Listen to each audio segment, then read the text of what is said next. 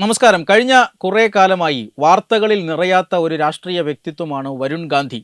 അതിന് തൊട്ടു മുമ്പ് വരുൺ ഗാന്ധി വിവാദങ്ങളിലൊക്കെ ഇടം പിടിച്ചിരുന്നു. ബി ജെ പിയുടെ എം പിയാണ്. ബി ജെ പിയുടെ മറ്റൊരു എം പിയായ മനേകാ ഗാന്ധിയുടെ മകനാണ് വരുൺ ഗാന്ധി. വരുൺ ഗാന്ധിയെ സംബന്ധിച്ചിടത്തോളം നെഹ്റു കുടുംബത്തിലെ അംഗമാണ്. എന്നാൽ നെഹ്റു കുടുംബത്തിൽ നിന്ന് പിണങ്ങി ബി ജെ പി പക്ഷത്തേക്ക് വന്ന രണ്ട് നേതാക്കളാണ്. കഴിഞ്ഞ കുറേ വർഷങ്ങളായി മനേകാ ഗാന്ധിയും അതുപോലെ തന്നെ അവരുടെ മകൻ വരുൺ ഗാന്ധിയുമെല്ലാം ബി ജെ പി നേതാക്കളായിരുന്നു, ജനപ്രതിനിധികളായിരുന്നു. എന്നാൽ കഴിഞ്ഞ കുറേ മാസങ്ങൾക്ക് മുമ്പ് ഇപ്പോൾ വരുൺ ഗാന്ധി വീണ്ടും ചർച്ചാ വിഷയമാവുകയാണ്.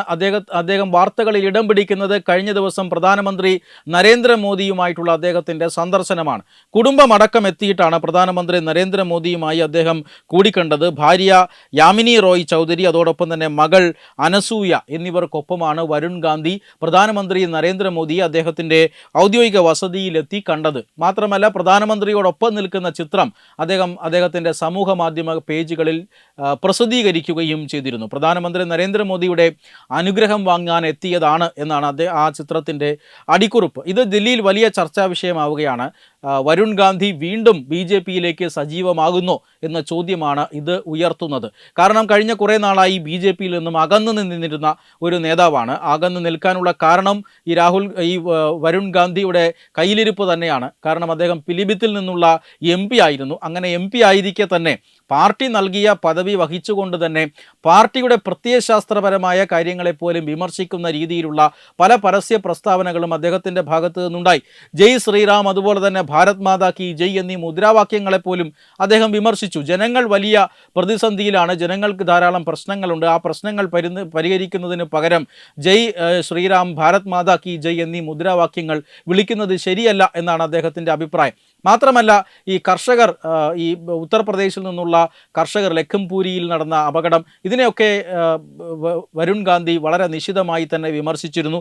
ബി ജെ പി നേതാക്കളെ അദ്ദേഹം വിമർശിച്ചു, ബി ജെ പി സർക്കാരുകളെ അദ്ദേഹം വിമർശിച്ചു. ഇതിൻ്റെയൊക്കെ പേരിൽ ബി ജെ പിയെ കൂടുതൽ സമ്മർദ്ദത്തിലാക്കാം എന്നാണ് അദ്ദേഹം കരുതിയത്. അദ്ദേഹം ഒരു ഘട്ടത്തിൽ കേദാർനാഥിൽ വെച്ച് തൻ്റെ സഹോദരൻ രാഹുൽ ഗാന്ധിയും ഒത്ത് പ്രത്യക്ഷപ്പെടുകയും ചെയ്തു. പൊതുമധ്യത്തിൽ രാഹുൽ ഗാന്ധിയും ഒത്തു നിൽക്കുന്ന ചിത്രങ്ങളടക്കം വാർത്താ മാധ്യമങ്ങളിൽ വലിയ ഇടം നേടിയിരുന്നു. ഇതെല്ലാം ബി ജെ പിയെ സമ്മർദ്ദത്തിലാക്കാൻ, താൻ കോൺഗ്രസിലേക്ക് പോകും എന്ന് കാണിക്കാനുള്ള ഒരു തന്ത്രമായിരുന്നു. എന്നാൽ ബി ജെ പി അദ്ദേഹത്തിൻ്റെ സമ്മർദ്ദത്തിന് വഴങ്ങിയൊന്നുമില്ല.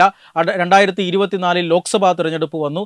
വളരെ കൃത്യമായി തന്നെ ലോക്സഭാ തിരഞ്ഞെടുപ്പിൽ പരമ്പരാഗതമായി തന്നെ അദ്ദേഹം പിലിഭിത്തിൽ നിന്നുള്ള എം പി ആണ്. അതിനു മുമ്പ് ആ മണ്ഡലം കൈവശം വച്ചിരുന്നത് അദ്ദേഹത്തിൻ്റെ മാതാവ് മനേകാ ഗാന്ധി തന്നെയായിരുന്നു. അങ്ങനെ പരമ്പരാഗതമായി ഇവർ കൈവശം വച്ചിരുന്ന പിലിഭിത്ത് എന്ന മണ്ഡലം ബി ജെ പി മറ്റൊരാൾക്ക് മത്സരിക്കാൻ അവസരം കൊടുക്കുന്നു. കോൺഗ്രസിൽ നിന്ന് വിട്ട് ബി ജെ പിയിലേക്ക് വന്ന ജിതിൻ പ്രസാദ എന്ന മുൻ കോൺഗ്രസ് നേതാവിനാണ് പിലിഭിത്തിൽ മത്സരിക്കാൻ അവസരം കൊടുക്കുകയും അദ്ദേഹം അവിടെ നിന്ന് ജയിച്ചു വരികയും ഒക്കെ ചെയ്തു. അങ്ങനെ വളരെ നൈസായി തന്നെ ഈ വരുൺ ഗാന്ധിയെ ബി ജെ പി അവഗണിക്കുന്നു. അത് വലിയ രാഷ്ട്രീയ സമ്മർദ്ദം ബി ജെ പിക്ക് മേൽ ചെലുത്താനുള്ള ഒരു ശ്രമമാണ്, വരുൺ ഗാന്ധിയുടെ ഒരു ശ്രമമാണ് പരാജയപ്പെട്ടു പോയത്. രാഹുൽ ഗാന്ധിക്കൊപ്പം പോകാമെന്ന് വരുൺ ഗാന്ധി വിചാരിച്ചിരുന്നിരിക്കണം. പക്ഷേ രാഹുൽ ഗാന്ധി അടുപ്പിച്ചില്ല. വരുൺ ഗാന്ധിക്ക് മുന്നിൽ രാഹുൽ ഗാന്ധി അദ്ദേഹത്തിൻ്റെ വാതിലുകൾ കൊട്ടിയടച്ചു എന്നാണ് കേൾക്കുന്നത്. കോൺഗ്രസിലേക്ക് പോകാൻ സാധിച്ചില്ല. കുറേ നാൾ അദ്ദേഹം കോൺഗ്രസിലോ ബി ജെ പിയിലോ എന്നില്ലാതെ അലഞ്ഞു തിരിയുകയായിരുന്നു. ഇപ്പോഴിതാ പ്രധാനമന്ത്രി നരേന്ദ്രമോദിയെ കണ്ടത് തിരികെ ബി ജെ പിയിൽ സജീവമാകാനുള്ള പ്രവർത്തനത്തിൻ്റെ ഭാഗമായിട്ടാണോ എന്നാണ് ഇപ്പോൾ ജനങ്ങൾ സംശയിക്കുന്നത്. തീർച്ചയായും പ്രധാനമന്ത്രി നരേന്ദ്രമോദിയുമായിട്ടുള്ള സന്ദർശനത്തിൽ പാർട്ടിയുമായിട്ടുള്ള വരുൺ ഗാന്ധിയുടെ അഭിപ്രായ വ്യത്യാസങ്ങൾ ചർച്ചയായിരുന്നിരിക്കണം. തീർച്ചയായും ആ അഭിപ്രായ വ്യത്യാസങ്ങൾ പരിഹരിച്ച് പാർട്ടിക്കുള്ളിൽ നിന്ന് ഏക സ്വരത്തോടു കൂടി മുന്നോട്ട് പോകണമെന്ന നിർദ്ദേശം പ്രധാനമന്ത്രിയിൽ നിന്ന് ലഭിച്ചിട്ടുണ്ടാകും. ഒരുപക്ഷെ വരുൺ ഗാന്ധി വരും ദിവസങ്ങളിൽ ഉത്തർപ്രദേശിൽ സജീവമാകാനും സാധ്യതയുണ്ട്. വെബ് ഡെസ്ക് തത്തുമൈ ന്യൂസ്. HIV അണുബാധ സന്തോഷപൂർണമായ ഒരു ജീവിതത്തിന് തടസ്സമല്ല. HIV അണുബാധയ്ക്ക് ഫലപ്രദമായ ചികിത്സ ഇന്ന് ലഭ്യമാണ്. ഇതിന് യഥാസമയം അണുബാധ കണ്ടെത്തുന്നതും കാലേക്കൂട്ടി ചികിത്സ നടത്തേണ്ടതും അത്യാവശ്യമാണ്.